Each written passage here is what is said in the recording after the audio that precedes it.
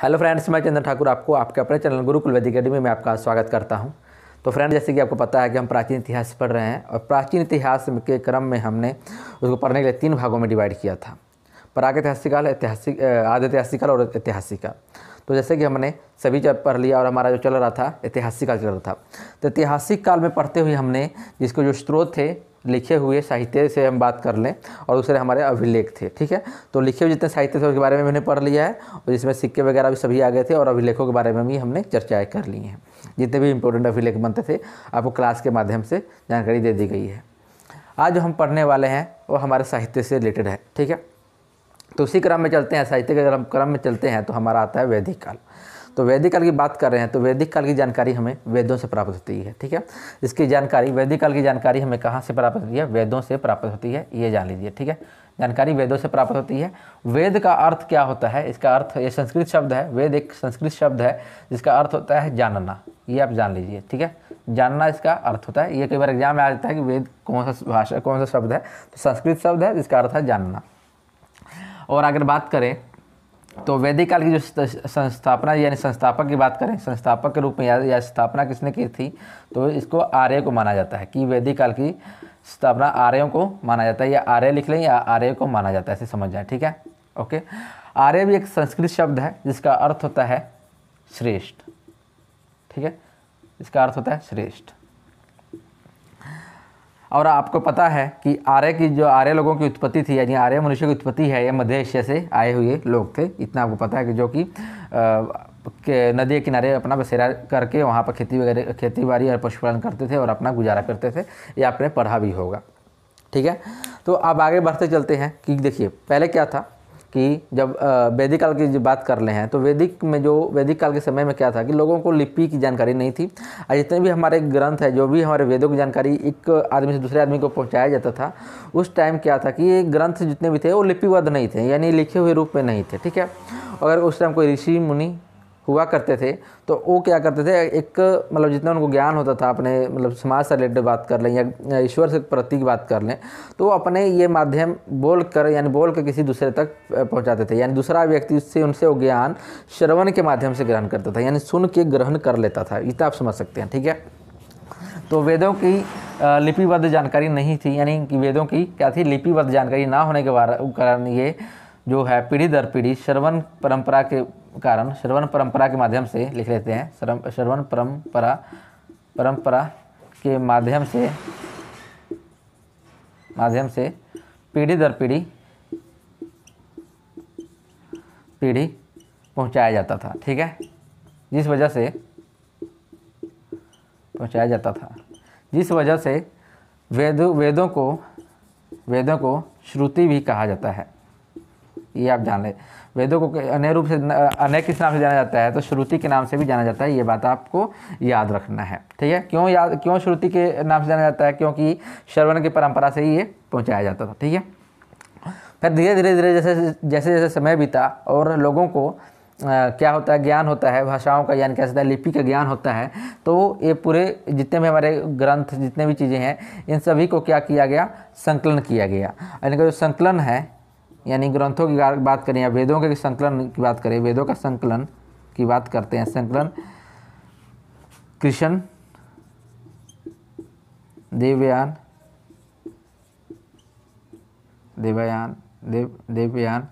व्यास ने किया था। कृष्ण देवयान व्यास ने किया था। यह आपको याद रखना है कि वैदिक काल यानी वेदों का जो संकलन किसने किया था? कृष्ण देवयान व्यास ने किया था। और इसी कारण से इनका नाम कृष्ण वेद व्यास पड़ गया। कृष्ण वेद व्यास पड़ गया, यानी वेदों का संकलन करने के कारण इनका देवयान की जगह पर वेद व्यास नाम पड़ गया। तो ये आपको जानकारी मिल जाती है। आगे जानते हैं तो वैदिक काल को आगे पढ़ने के लिए इसको 2 भागों में हम डिवाइड कर देते हैं। ठीक है, धीरे धीरे इसी प्रकार से हम पढ़ेंगे, 2 पार्ट्स में डिवाइड करते हैं। एक पार्ट जो आपका आ जाएगा वो आएगा श्रुति साहित्य आ जाएगा। ठीक है, श्रुति साहित्य आएगा। ठीक है, दूसरे की बात कर लेते हैं। दूसरा आपका जो आएगा वो आपका स्मृति साहित्य आएगा। ठीक है, तो श्रुति साहित्य की अगर बात करें तो जितने भी आपके वेद वेद हैं वो सभी आपके श्रुति साहित्य में आ जाएंगे, जो कि कह सकते हैं कि ऋषियों के द्वारा ये जो मतलब कह सकते हैं श्रुति साहित्य के ऋषियों के द्वारा एक दिए गए आप कह सकते हैं मंत्र थे। इसमें क्या होता है कि आपको ईश्वर से रिलेटेड आपको ईश्वर के बारे में जानकारी मिलती है, तो सभी चीज़ें के बारे में आपको वेदों से पता लग जाती है। ठीक है, ये श्रुति के माध्यम से फैलाया जाता है क्योंकि ये लिखे हुए नहीं थे। जो स्मृति साहित्य थे ये मनुष्य के द्वारा रचना की गई थी, इनकी रचना की गई थी, ये आप जान ले। तो स्मृति साहित्य की रचना जो है मनुष्यों द्वारा की गई थी, जिसमें आपके आते हैं उपनिषद आ जाएगा। ठीक है, उपनिषद आ जाएंगे, पुराण आ जाएंगे। ठीक है, अन्य स्मृतियाँ जो है जैसे मनु स्मृति वगैरह की बात कर लेते हैं, सभी आ जाती हैं। और इसमें तो आपको पता ही है कि वेद आ जाता है, अरण्यक आ जाएगा। अरण्यक क्या होता है अभी बता दूंगा मैं आपको। ठीक है, अरण्यक वगैरह सभी इसमें आ जाएंगे। उपवेद होगा, ये सभी आपके श्रुति साहित्य में आते हैं, जो कि कुछ गुरुओं की कह सकते हैं ऋषियों के द्वारा या ऋषि मुनियों के द्वारा ये सभी रचनाएं की, मतलब रचना तो नहीं कहेंगे इसको हम, कह सकते हैं कि मंत्र थे जिसको ईश्वर की उपासना वगैरह करने की जानकारी हमें, और उस समय जो भी बीमारी वगैरह या कुछ भी थे तो जानकारी हमको मतलब बीमारियों को दूर भगाने या जादू टोना भगाने के लिए सभी का जानकारी हमें मंत्रों के माध्यम से भगाया जाता था, तो हमें वेदों से प्राप्त होती है, तो इसमें हम पढ़ लेंगे। तो ठीक है, ये तो आपका होगा श्रुति साहित्य के माध्यम से होगा। स्मृति साहित्य की रचना जो जिसमें मनुष्य ने की थी, इसमें उपनिषद पुराण स्मृति वगैरह आती हैं, वो भी ठीक है हम कर लेंगे।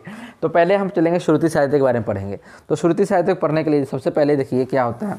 तो श्रुति साहित्य में हमने जैसे वेदों के बारे में बात की है। ठीक है, तो वेदों की अगर जानकारी की बात कर लें तो वेद 4 प्रकार के हैं। ठीक है, मेनली जो वेद है हमारे 4 टाइप्स हैं। तो कौन कौन से वेद है वो आपको अगर कंटिन्यू पे तैयारी कर रहे होंगे और अपने तैयारी अच्छे से की होगी तो आपको चारों वेदों का नाम पता होगा। तो कौन कौन से वेद है चारों आप बता दें। एक तो देखिए ऋग्वेद आता है, दूसरा आपका आता है सामवेद, तीसरा आपका आता है यजुर्वेद और चौथा आपका आता है अथर्ववेद। ठीक है, तो चलिए यहाँ पर लिखता हूँ 4 प्रकार के वेद हैं, 4 प्रकार के वेद हैं आपके। ठीक है, फर्स्ट आपका आता है ऋग्वेद आता है।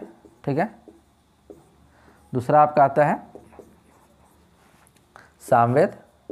ठीक है, और तीसरा हमारा आता है यजुर्वेद, और जो 4 हमारा आता है अथर्ववेद आता है। अथर्ववेद की बात कर रहे हैं, अथर्ववेद आता है। ठीक है, अथर्ववेद आता है हमारा। ठीक है, तो ये हमारे क्या है 4 जो मेनली वेद हैं, जिनमें हर एक वेदों के बारे में हम जानेंगे कौन से वेद में क्या कहा गया है, वो हम सभी एक एक करके पढ़ लेते हैं। ठीक है, और इनके उपवेद भी होंगे, इनके ब्राह्मण ग्रंथ भी होंगे, इनके ऋषि जो इनके बारे में जानकारी रखते हैं उनको क्या कहा जाता है, सभी चीज़ें हम एक एक करके पढ़ेंगे। ठीक है, तो चलिए देखते हैं। सबसे पहले हमारा ऋग्वेद होगा।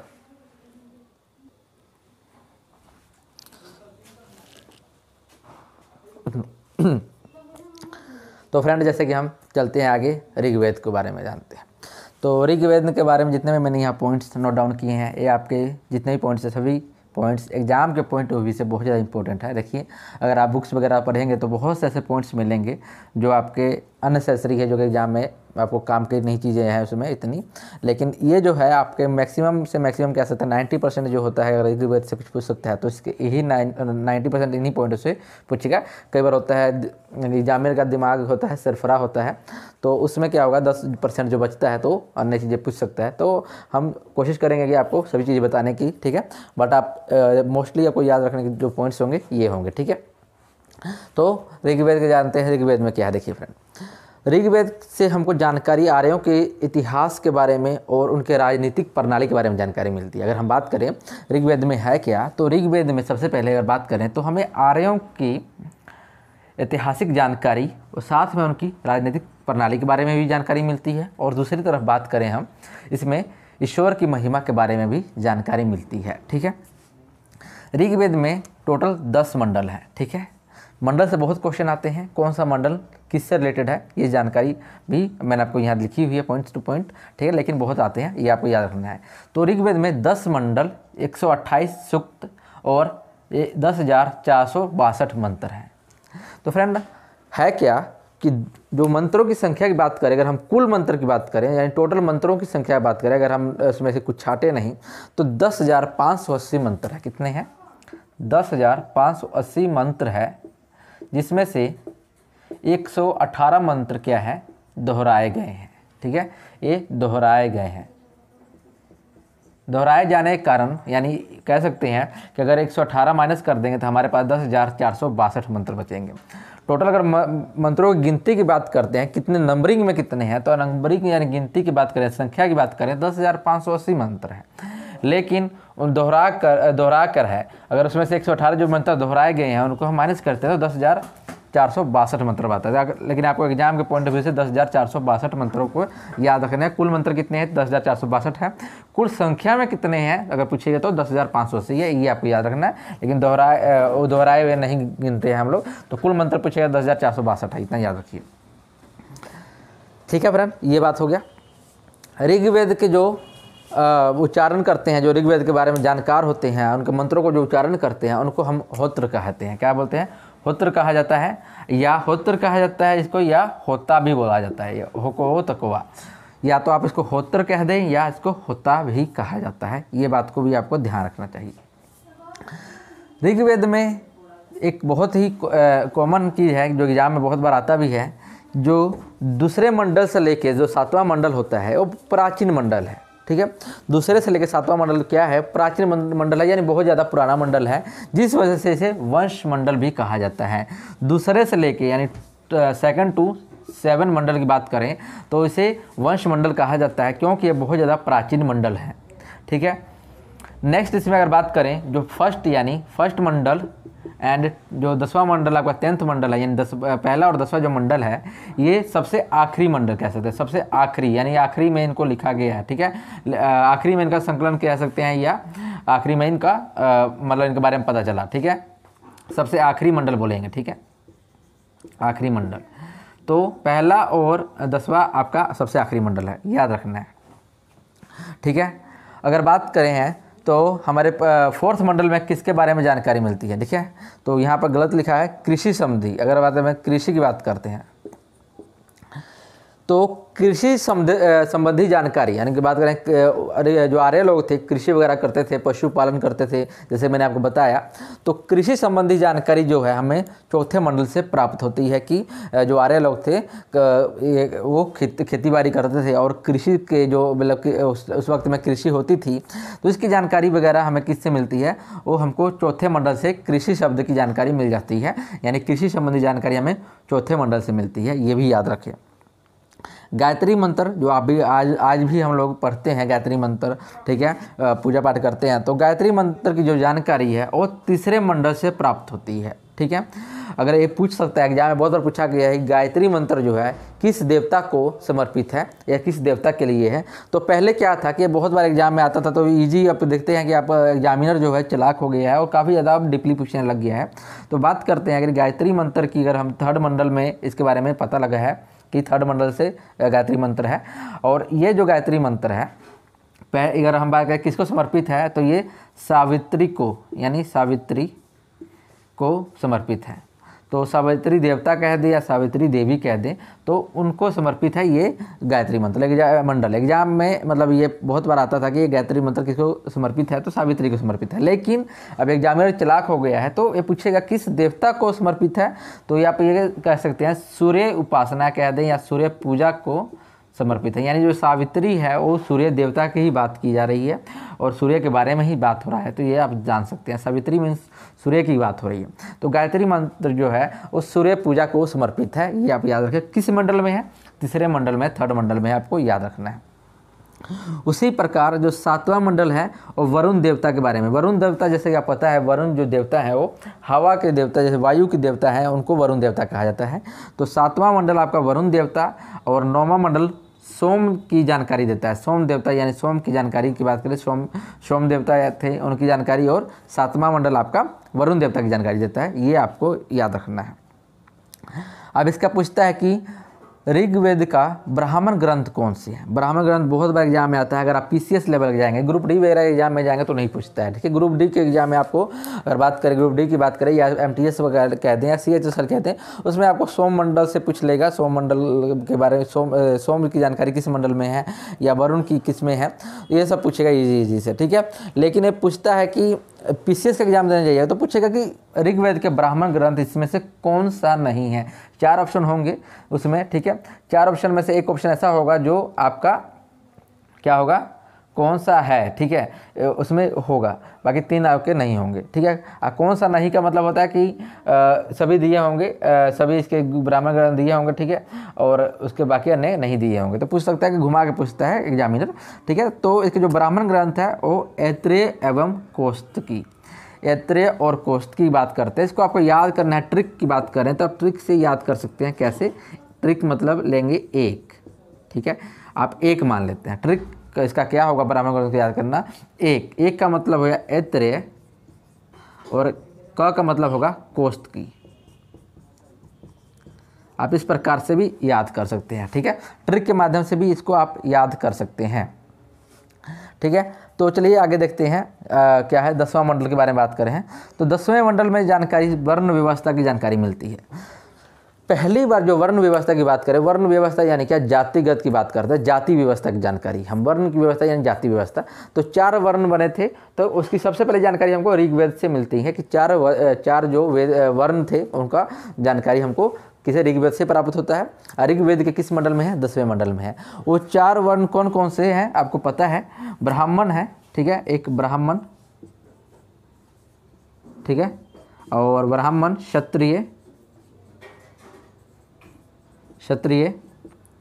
वैश्य एवं आपका शूद्र, चौथा आपका शूद्र, ठीक है। 10वें मंडल में कहा गया है कि जो ब्राह्मण की उत्पत्ति है ये ब्रह्मा के मुख से हुई है, और क्षत्रिय की उत्पत्ति है जो है वो ब्रह्मा के बाजुओं से, या वैश्यों की जो उत्पत्ति है वो जो जांग वगैरह है उससे उत्पत्ति हुई है ब्रह्मा के, और शूद्र की चरणों से उत्पत्ति हुई है, ठीक है।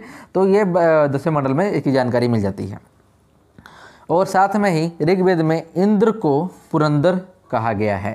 इंद्र को क्या कहा गया है, पुरंदर कहा गया, बहुत बार एग्जाम में आता है। पुरंदर का अर्थ क्या है, किला तोड़ने वाला। इसका जो अर्थ होता है, पुरंदर का अर्थ जो है किला तोड़ने वाला, ठीक है, ये आपको याद रखना है, ठीक है। तो पुरंदर का अर्थ क्या है, किला तोड़ने वाला। तो इंद्र को पुरंदर कहा गया है ऋग्वेद काल में, ये भी याद रखते हैं, ठीक है। साथ में आपको ये भी याद रखना है, शाकल एकमात्र जीवित शाखा है, यानी कह सकते हैं कि अगर बात करें वेदों की बहुत सी शाखाएं हैं, वेदों की बहुत सी शाखाएं हैं, और इसके ऋग्वेद के भी बहुत सी शाखाएं थी, लेकिन शाकल जो है एकमात्र क्या है, जीवित शाखा है, आपको याद रखना है, यानी ब्रांच है इसका ऋग्वेद का। यहाँ तक हो गया। और अगर बात करते हैं ऋग्वेद की उपवेद की बात करते हैं, उपवेद, तो ऋग्वेद के जो उपवेद है वो है आयुर्वेद। आयुर्वेद जो है ऋग्वेद की क्या है, उपवेद है। तो ये आपको याद रखना है कि ऋग्वेद का उपवेद क्या है, तो आयुर्वेद है, जिसमें आपको मेडिसिन का यानी चिकित्सा के बारे में, यानी मेडिसिन के बारे में जानकारी मिलती है। मेडिसिन के बारे में, मेडिसिन का इलाज कैसे, किसी बीमारी का इलाज किस प्रकार किया जाता है, दवाइयाँ कैसे बनाई जाती हैं, उसकी जानकारी हमको कहाँ से मिलता है, आयुर्वेद से मिलती है। मेडिसिन की जानकारी लिख देता हूँ यहाँ पर। तो जिसको हम कह सकते हैं चिकित्सा के बारे में जानकारी हमको किससे मिलती है, चिकित्सा के बारे में, चिकित्सा की जानकारी हमको कहाँ से मिलती है, तो आयुर्वेद से मिलती है। ये आपको याद रखते हैं, ठीक है। अगर और चीज़ें जाननी है तो देखिए फ्रेंड क्या है, अगर हम बात करें ऋग्वेद में सबसे अधिक बार इंद्र का प्रयोग हुआ है। इंद्र शब्द का बहुत बार इसमें उपयोग किया गया है। इंद्र का जो उपयोग है, यहाँ पर लिखते जाता हूँ मैं, इंद्र का उपयोग 200 बार, इंद्र शब्द का उपयोग 200 बार, और अग्नि का 250 बार इंद्र का, और 200 बार अग्नि का हुआ है, ठीक है। ये मैं लिखा इंद्र हो गया, ठीक है। और अगर बात करें गंगा नदी के बारे में, गंगा का जो है 1 बार, और यमुना की बात करें हैं तो यमुना की जो यमुना शब्द का 2 बार आपका शब्द का उच्चारण हुआ है ऋग्वेद में, के बारे में जानकारी मिलती है। और एक बहुत ज़्यादा इम्पोर्टेंट है, गाय को धन्य कहा गया है। गाय को धन्य यानी कहा गया है, ये भी आपको याद रखना है, ठीक है। तो क्या कहा गया, गाय को धन्य कहा गया है, गाय को अधन्य कहा गया है, ये आपको याद रखना है। तो गाय को अधन कहा गया है, ठीक है। और इंद्र की 200 बार जानकारी आती है, अग्नि की इंद्र को 250 बार आती है, अग्नि की 200 बार आती है, गंगा का 1 बार आता है, यमुना का 2 बार आता है, ये आपको याद होगा, पता लग गया है। ठीक है, मंडलों की बात करें तो इतने 10 मंडल है, 128 सूक्त है, 10,462 मंत्र है। ठीक है, और इसी तरह इसमें कृषि की जानकारी 4th मंडल से मिलती है, और आपका 3रे मंडल से गायत्री मंत्र की जानकारी मिलती है, 7वें मंडल से वरुण, और 9वें मंडल से सोम के बारे में जानकारी मिलती है, 10वें मंडल से आपका वर्ण व्यवस्था की जानकारी मिलती है। इंद्र को पुरंदर भी कहा गया है। ब्राह्मण ग्रंथ में ऐत्रेय और कौस्तुकी है। और बात कर लेते हैं ऐत्रेय के बारे में, अगर हम जान ले तो क्या है, देखिए ऐत्रेय क्या है। ऐत्रेय ब्राह्मण ग्रंथ है जिसके माध्यम से क्या है, इसमें ये जान लें, राजसु यज्ञ हम सुनते होंगे, राजसु यज्ञ के बारे में। ठीक है, तो राजसु यज्ञ की जानकारी भी ऐत्रेय ब्राह्मण से ही, ब्राह्मण ग्रंथ से ही हमको पता प्राप्त हो जाती है। ठीक है, ये हो गया। ऋग्वेद के जो उच्चारण जानकार को होत्र कहा जाता है, इसके जो मंत्र का उच्चारण करता है। उपवेद के जो ऋग्वेद का उपवेद है आयुर्वेद है। आयुर्वेद के जानकार को प्रजापति कहा जाता है, प्रजापति, ये आप जान लें। तो प्रजापति आयुर्वेद के जानकार को बोला जाता है, याद रखें। ठीक है, तो ऋग्वेद का उपवेद आयुर्वेद, आयुर्वेद के जानकार प्रजापति। ठीक है, इस प्रकार से आपके पास सामने ऋग्वेद से जितने भी इंपॉर्टेंट फैक्टर्स बनने वाले हैं, जितने मैंने लिखे थे, नोट डाउन किए थे, वो सभी इंपॉर्टेंट्स बनते हैं। और साथ में जो एग्जाम के पॉइंट ऑफ व्यू ज़्यादा इंपॉर्टेंट नहीं है, 10% जो पूछ सकता है एग्जामिनर, तो भी मैंने यहाँ साइड में लिख दिया। ठीक है, जानकारी भी दे दिया मैंने। ब्राह्मण ग्रंथ से आपको, ब्राह्मण ग्रंथ ऐत्रेय से राजसु यज्ञ के बारे में जानकारी प्राप्त हो जाती है। और शाकल के बाद जीवित शाखा है, ये बता दिया मैंने। इंद्र को पुरंदर भी कहा जाता है। गंगा की उत्पत्ति 1 बार हुई है, यमुना की 2 बार हुई है। ठीक है, तो ये सभी चीज़ें हो गई आपके सामने। तो जैसे फ्रेंड हमने ऋग्वेद के बारे में पढ़ा, अब आप पढ़ते हैं सामवेद के बारे में, फिर उसके बाद यजुर्वेद और अधर्ववेद के बारे में पढ़ेंगे। तो चलिए सब एक एक करके बारे में, इसके बारे में हम पढ़ते चलते हैं। देखिए, सबसे पहले आता है सामवेद। सामवेद की बात करें तो सामवेद में जो साम अर्थ है, साम शब्द का जो अर्थ होता है उसका मतलब ये होता है गान। ठीक है, तो साम शब्द का अर्थ होता है गान।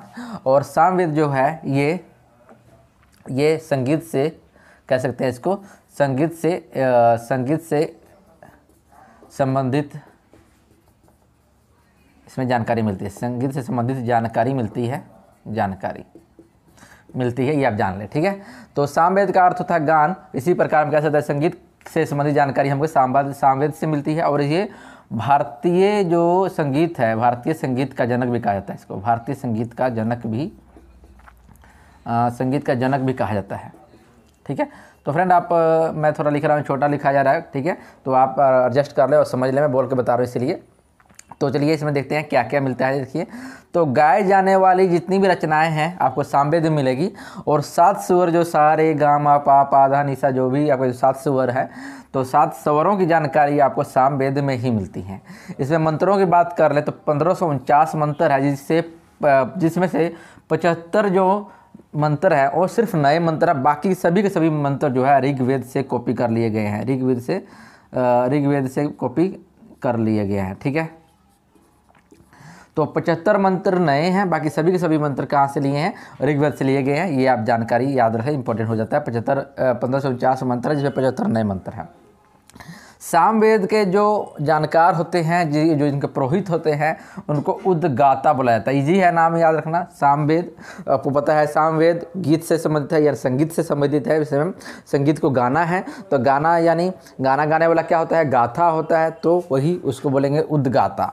तो संगीत से संबंधित है और इसके जानकार को, पुरोहित को उद्गाता बोला जाता है। इसके ब्राह्मण ग्रंथ को पंचविश और तांडे बोला जाता है। पंचविश और तांडे, इसको भी याद करने का ट्रिक है। तप, त से होता है तांडे, प से होता है पंचविश। तो तप से आप याद कर सकते हैं, ब्राह्मण ग्रंथ ऑफ सामवेद इज तप, जिसमें त से तांडे और प से पंचविश, आप इसको याद कर लें। ठीक है, ये हो गया। इसकी शाखाएं की बात करें, इसमें 4 शाखाएं मिलती हैं, रामायणीय, जैमिनीय। तो ये जैमिनीय ना हो, यहाँ पर कोथुम है, कोथुम। तो एक चौथी जो शाखा है कोथुम है। तो फिर से बताता हूँ, शाखाएं रामायणीय, जैमिनीय, तलवकार और कोथुम, इसको आप याद कर लें। ठीक है, सामवेद का भी एक उपवेद होगा। इसका जो उपवेद होता है उसको आप क्या बोलेंगे बताइए, गंधर्व वेद बोला जाता है, गंधर्व वेद। ठीक है, गंधर्व वेद बोला जाएगा। सामवेद का उपवेद क्या है, गंधर्व वेद है। और इसके जो जानकार हो उसके, उनको नारद बोला जाएगा। नारद जो गंधर्व वेद के जानकार हैं या इनके जो पुरोहित है वो नारद हैं, याद सकते हैं। देखिए, जैसे पता है, आप देखे होंगे नारद मुनि, नारद मुनि जो आपको हर एक महाभारत में देख लें, या आप रामायण में कृष्ण भगवान की कथा में देख लें, या रामायण की बात कर रहे हैं, या आप महादेव की बात करें, सीरियल जो आता था उसमें एक सितार लेके जो आते हैं ऋषि मुनि होते हैं, उनका नाम नारद मुनि नाम होता है। तो संगीत का एक इंस्ट्रूमेंट लिए होता है। तो आप याद करें, सामवेद से हो गया और नारद जी गंधर्ववेद से ज्ञाता है, ठीक है। तो अब याद कर सकते हैं। तो इसके जो ब्राह्मण ग्रंथ पंचविश तांडे तप से याद कर सकते हैं, तप। और संगीत के उपवेद के बारे में गंधर्ववेद, जिसके रचयिता जानकार नारद बोला जाता है, और सामवेद के जानकार को उद्गाता बोला जाता है, ठीक है। आपको ये शाखाएं इतनी इंपॉर्टेंट नहीं है, याद रखना। इसको आप याद नहीं भी कर सकते, कर देता हूँ मैं। तो इसको इतना याद रखने की जरूरत नहीं है, बहुत ज़्यादा टिपिकल एग्जाम आता है तो उसमें आ सकता है, ठीक है। इसको आप भूल सकते हैं, मतलब इसको याद करने की इतनी ज़रूरत नहीं है, ठीक है। यजुर्वेद की बात करते हैं। तो यजुर्वेद का तीसरा जो आपका वेद है, हमारे जो तीसरा वेद है यजुर्वेद है, इसमें क्या कहा गया है, देखिए।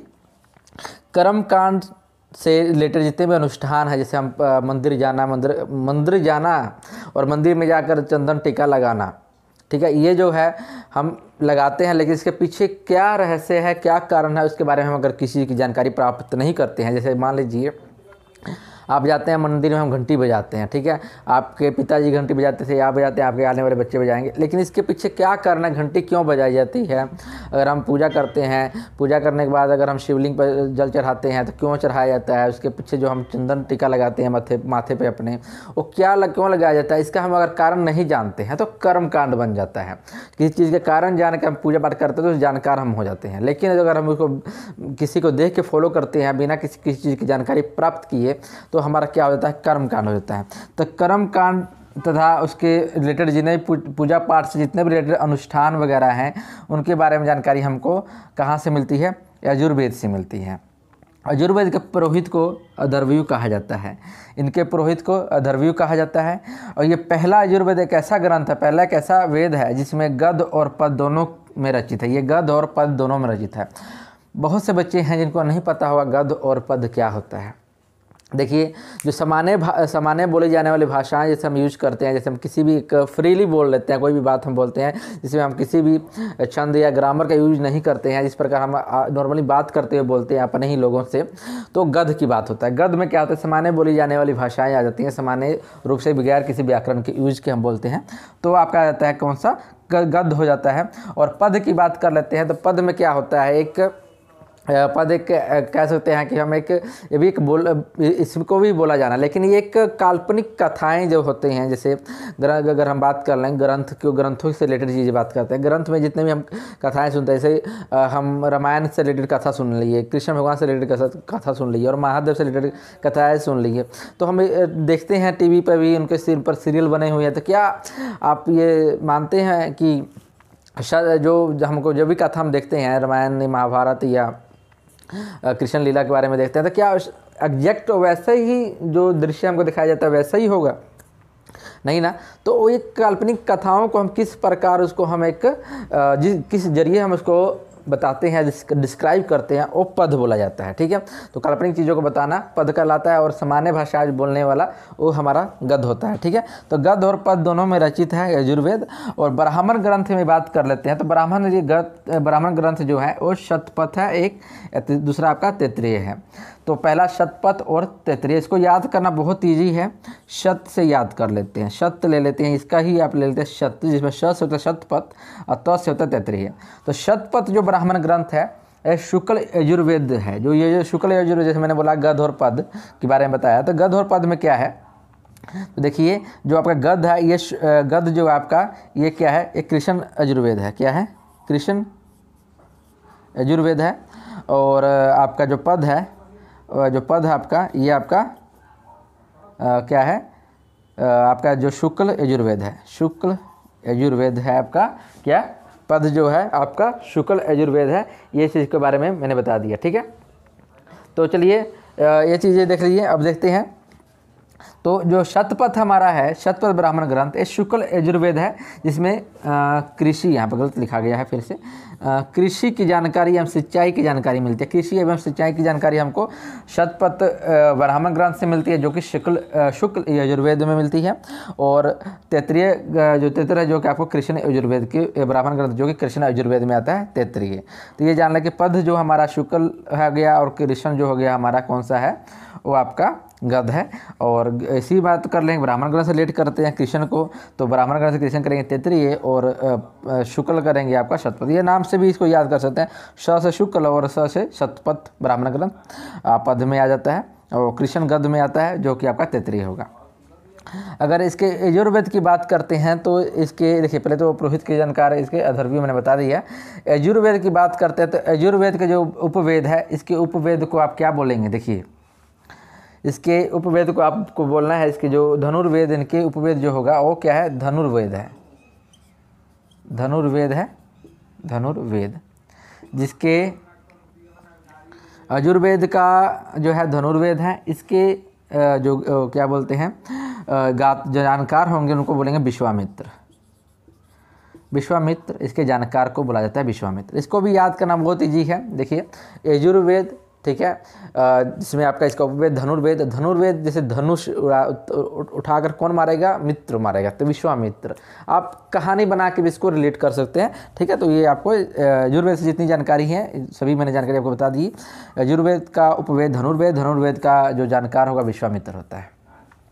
नेक्स्ट आपके पास सामने आता है अथर्ववेद आता है। अथर्ववेद का जो यहाँ बताया, डायरेक्ट बताता हूँ मैं पहले ही, इसका जो इसके उपवेद है, इसका जो उपवेद है वो आपका शिल्प वेद है, शिल्प वेद, ठीक है। इसका उपवेद शिल्प वेद, जिसके जो होंगे जानकार विश्वामित्र का नाम विश्वकर्मा होंगे, ठीक है, विश्वकर्मा, इसके जानकार विश्वकर्मा होंगे। ये आपको याद रखना है। यजुर्वेद के अथर्ववेद का जानकार जो उपवेद होगा, अथर्ववेद का जो उपवेद होगा शिल्प वेद होगा, और इसके जानकार विश्वकर्मा होंगे।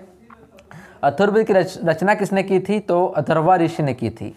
तो अथर्ववेद की रचना किसने की, अथर्वा ऋषि ने की थी। अथर्वा ऋषि के नाम पर ही इसका नाम अथर्ववेद पड़ा, ये आपको याद रखना है, ठीक है। इसमें किसके बारे में है, इसमें मंत्र, जादू टोना, विवाह गीत के बारे में जानकारी हमको अथर्ववेद से मिलती है। मंत्र हो गया, जादू टोना से रिलेटेड बात कर लें हम, मेडिसिन से रिलेटेड बात करें, दवाइयों वगैरह की बात कर लेते हैं, और विवाह गीत के बारे में, भूत प्रेत के बारे में जानकारी हमको अथर्ववेद से मिलती है। और इसका कोई भी अरण्य ग्रंथ नहीं है, ना तो इसका कोई अरण्य ग्रंथ है, ना है ये एक अरण्य ग्रंथ। अरण्य ग्रंथ होते क्या हैं, देखिए फ्रेंड, इसके बारे में हम पढ़ेंगे भी। तो ऋषियों के द्वारा जंगलों में बैठ कर जो ग्रंथ लिखे गए हैं ना, ऋषियों के द्वारा जंगलों में बैठे जो ग्रंथ लिखे गए उन ग्रंथों को अरण्य ग्रंथ कहा जाता है। तो जो अथर्ववेद है, ये एक ऐसा वेद है जो कि हमारे जो ये 4 वेद मिले हैं, चारों वेद में से एक चौथा वेद, एक लास्ट सबसे आखिरी वेद मिला है, सबसे आखिर वाला वेद है ये एक, तो ठीक है। दूसरा, ये इन वेदों से काफ़ी बाद में बना है, और ये एक अरण्य ग्रंथ है। सभी अरण्यक है, तीनों ही क्या है, अरण्यक है, ये अरण्य ग्रंथ नहीं है। इसमें तीनों में और इसमें एक ये डिफरेंस है, आपको याद रखना है, ठीक है।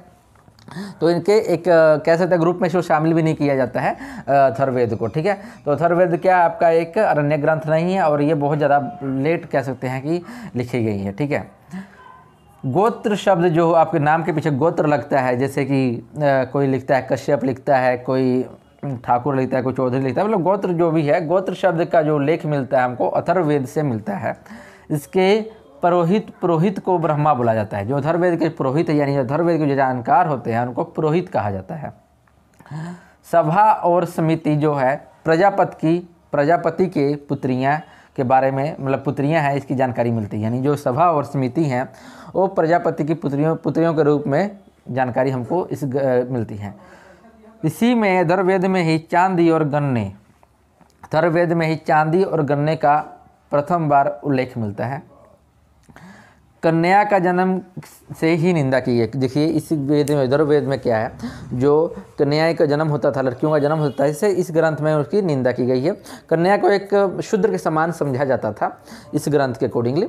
तो अथर्ववेद में कन्या को जन्म से ही निंदा की गई है, ठीक है। शौनक एवं पेपलाद इसकी शाखाएं हैं, शौनक एवं पेपलाद इसकी शाखाएं हैं। तो ये चीज़ें मैंने बता दी आपको। एक बार क्विक रिवीजन ले लेते हैं फटाफट आपको आई होप समझ आया होगा। देखिए सामवेद की बात करें, साम का अर्थ होता है गान, जिसमें संगीत संबंधित जानकारियाँ प्राप्त होती हैं और भारतीय संगीत का जनक भी है। गाय को गाई जाने वाली जितनी भी रचनाएं होती है सभी आपके सामवेद में मिलती हैं। इसके 7 स्वरों की जानकारी भी प्रथम बार इसी में मिलती है। 1549 मंत्र है, जिसमें 75 मंत्र क्या है नए हैं, लेकिन बाकी सभी क्या है आपको ऋग्वेद से ही कॉपी किए गए हैं। पुरोहित को उद्गाता बोला जाता है, जो सामवेद के जो पुरोहित होते हैं, जो इनके जानकार होते हैं, उसको उद्गाता बोला जाता है। और इसके 2 ब्राह्मण ग्रंथ है, जिसको हम तप से याद करेंगे, त से आपका तांडेय होगा, प से पंचविश होगा। शाखाओं की बात करते हैं, इसकी 4 शाखाएं, रामायणीय, जैमिनीय, तल्वकार और कौथुम, यानी रामायणीय, जैमिनीय, तल्वकार और कौथुम ये आपकी शाखाएं हैं। यजुर्वेद की बात करते हैं, तो यजुर्वेद के बारे में देखिए क्या होगा। सामवेद में छूट गया, सामवेद में देखिए, सामवेद में जो संगीत का भारतीय संगीत जनक, इसके उपवेद को गंधर्व वेद कहा जाता है, जिसके नारद मुनि क्या थे उसके जानकार थे। ये आपको याद हो गया, ठीक है। नेक्स्ट आते हैं आपको यजुर्वेद। यजुर्वेद के बारे में जानकारी के बारे में देखिए क्या है। यजुर्वेद का उपवेद है धनुर्वेद, इसको और धनुर्वेद के जो जानकार होते हैं उनको विश्वामित्र कहा जाता है। विश्वामित्र से एक चीज़ बहुत ज़्यादा इंपॉर्टेंट बनती है, वो भी जान लीजिए आप। गायत्री मंत्र के जो रचयिता है, जिसने रचना की थी, गायत्री मंत्र की रचना भी इन्होंने की थी। गायत्री मंत्र की रचना भी विश्वामित्र ने की थी, ये भी आपको याद रखना है, ठीक है। ओके, चलिए अब देखते हैं यजुर्वेद में क्या क्या चीज़ें मिलती है। यजुर्वेद में आपको कर्मकांड और जितने पूजा पाठ का अनुष्ठान वगैरह हमको इससे जानकारी मिलती है, ठीक है। इसमें अगर बात करें गद्य और पद्य दोनों में रचित है ये। गद्य की बात करते हैं तो हम कृष्ण वेद हो गया, कृष्ण यजुर्वेद हो गया। और पद की बात करते हैं तो आपका शुक्ल हो गया, ठीक है, शुक्ल यजुर्वेद हो गया। ये आपको जानकारी मिल जाती है। इसके ब्राह्मण ग्रंथ को शत से याद रख सकता है। शत से होता है शतपथ ब्राह्मण ग्रंथ हो जाएगा, और त से होकर तैत्तिरीय ब्राह्मण ग्रंथ हो जाएगा, ठीक है। शतपथ में ही कृषि एवं सिंचाई की जानकारी हमको मिल जाती है, ये आपको याद हो गया, ठीक है। अब चलते हैं अथर्ववेद के बारे में जानकारी। तो अथर्ववेद का उपवेद होता है शिल्पवेद, और शिल्पवेद के जो जानकार होते हैं उनको विश्वकर्मा कहा जाता है। शिल्प मैं याद करवाता हूँ, देखिए कैसे। देखिए शिल्प जो होता है आपको पता है कि आर्किटेक्ट होता है, कला होती है, ठीक है। जैसे कोई भी आप काम करते हैं, किसी चीज़ का निर्माण करना शिल्पकार होता है ना, कहते हैं एक शिल्पकार है जिसने ये चीज़ बनाया है, ठीक है। कोई मूर्ति बनाना शिल्पकार होता है ना, तो शिल्पकार एक चीज़ बनाना। आपको पता है कि अगर हम कितने देखते हैं विश्वकर्मा डे आता है, जब विश्वकर्मा पूजा आता है तो हम किस प्रकार मशीनरी को पूजा करते हैं। और हम जानते हैं कि विश्वकर्मा जी एक बहुत ही अच्छे आर्किटेक्ट थे, जिन्होंने रामायण काल में रावण की जो सोने का महल था विश्वकर्मा जी ने ही बनाया था। तो इस प्रकार हम कह सकते हैं कि जो शिल्प है, शिल्पकार कोई चीज़ बनाता है तो कौन बनाता है, विश्वकर्मा बनाते हैं। तो इस प्रकार आप याद रख सकते हैं। आप एक कहानी बना के अपने माध्यम से जितने जो आपको ईजी लगता है उस प्रकार आप बना सकते हैं। इसकी रचना की बात करें, अथर्ववेद की रचना की बात करते हैं, अथर्वा ऋषि ने की थी, इसलिए इसको अथर्ववेद कहा जाता है। इसमें मंत्र, जादू टोना, विवाह की, भूत प्रेत के बारे में जानकारी मिलती है, और दवाइयों के बारे में भी जानकारी मिल जाती है किसमें, अथर्ववेद में, ठीक है। इसका कोई अरण्य ग्रंथ नहीं, क्योंकि बहुत ज़्यादा आखिरी में लिखा गया, सबसे लास्ट में लिखा गया ग्रंथ है, और ये एक कैसा अरण्य ग्रंथ है। गोत्र शब्द की सबसे पहली बार जानकारी हमको इसी ग्रंथ से मिलती है, और सभा और समिति को प्रजापति की पुत्रियाँ कहा गया है, और चांदी और गन्ने का उल्लेख भी मिलता है हमको इसी से। कन्या को जन्म से निंदा की गई है। शौनक और पेपलाद इसकी शाखाएँ हैं। तो फ्रेंड ये था आपके वैदिक काल से जो हमारे प्रमुख 4 ग्रंथ है उसके बारे में जानकारी हमने दी है।